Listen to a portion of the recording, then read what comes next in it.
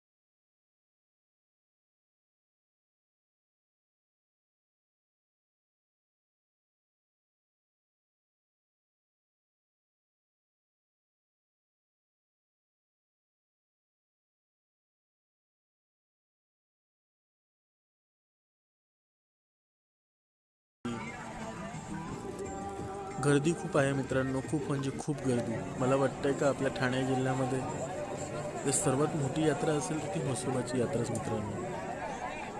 बघा, माझ्या बायकोने, माझी एक चुलत बहीण आहे, माझी भाषीसाठी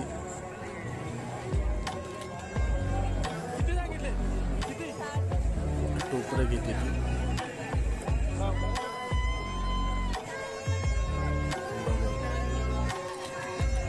घेतले तिने, पण माझी बायको भाव करण्यात पण एक नंबर आहे मित्रांनो. माझी बायको आणि आई, त्यांना दुकानदारांना भाव करायचं एकदम माहीत असतं, पण त्यांच्या पण वरचढ आहे त्यातून. आणि त्यांचं तसं पटतं पण खूप आहे, पटायलाच पाहिजे ना का मित्रांनो.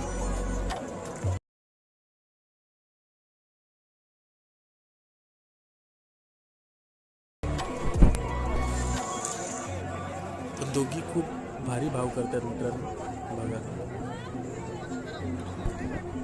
आणि त्यांनी ऑलरेडी फायनली त्यांनी म्हशाच्या यात्रेमध्ये पहिली वस्तू घेतलेली होती, बाळाचं कोपरं.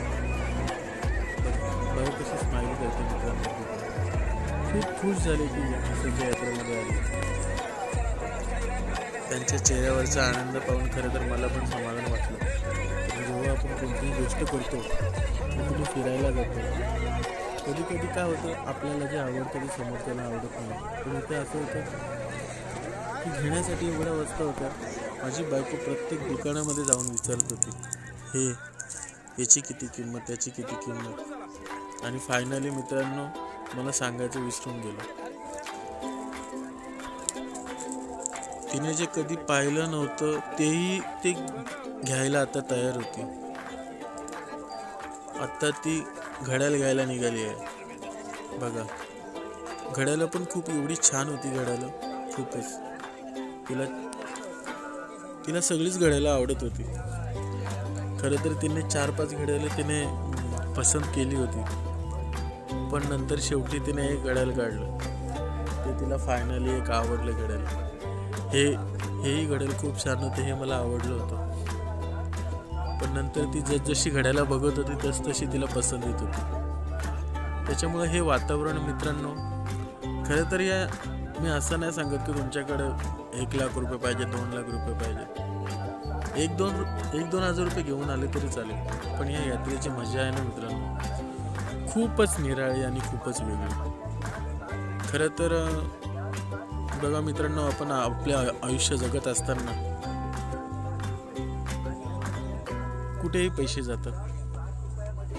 खूप ठिकाणी अशी वेळ येते की आपले मनात नसताना सुद्धा पैसे जातात.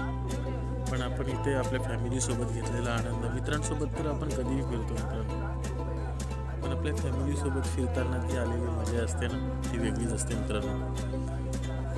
बघा तिची अजूनही चॉईस चालू आहे घड्याळ बघायची, कारण ती घड्याळच एवढी होती तिथे की ती सुद्धा भारावून गेली होती की हे घेऊ का ते घेऊ, हे घेऊ की ते घेऊ. फायनली तिने माझ्या आईला बोलवलं की मम्मी हे घड्याळ घेऊ का, कारण ती कन्फ्यूज ऑलरेडी झाली होती की घड्याळ नक्की घेऊ कोणतं.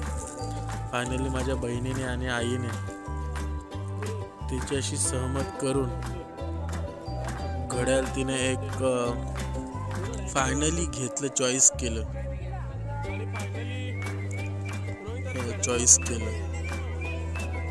हे घड्याळ मित्रांनो तिने 150 रुपयाला घेतलं. हे घड्याळ 150. त्याच्यामध्ये पण त्या दुकानदाराशी ते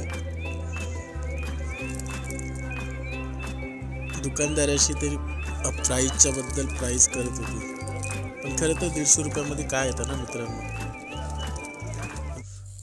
आणि पुढे जात असताना बघा पूर्ण संसाराच्या वस्तू आहेत मित्रांनो, पोळी पाट सगळं बघा. आणि ही माझी बायको प्रत्येक दुकानात जात होती, प्रत्येक दुकानामध्ये जाऊन ती तिला असं वाटत होतं जे काही आहे ते सगळं माझ्यासाठीच आहे, सगळं हवंसं वाटत होतं तिला. आणि त्याच्यात माझ्या आई पण, दोघींचा स्वभाव सेम असल्यामुळे त्यांचं खूप जमतं मित्रांनो. आणि शॉपिंग करण्यासाठी तर त्या सज्जच असतात बघा. पुढे जात असताना आम्हाला टोपल्या बघा, टोपल्या पण खूप होत्या. 300 रुपयाला 2 सांगत होते ते, पण फायनली